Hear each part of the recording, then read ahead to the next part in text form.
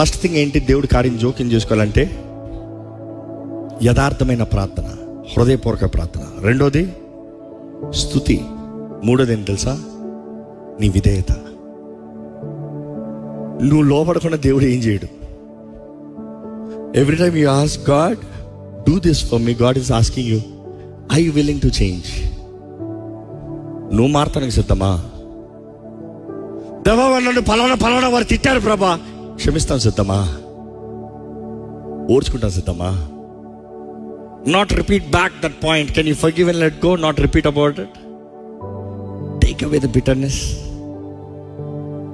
అది జ్ఞాపకం చేసుకోకుండా, మరలా అది ఎత్తి మాట్లాడకుండా, కండిషన్స్ పెట్టకుండా, వారు సరిగా ఉంటారో లేదో కాదు, నువ్వు సరిగా ఉంటాను సిద్ధమా?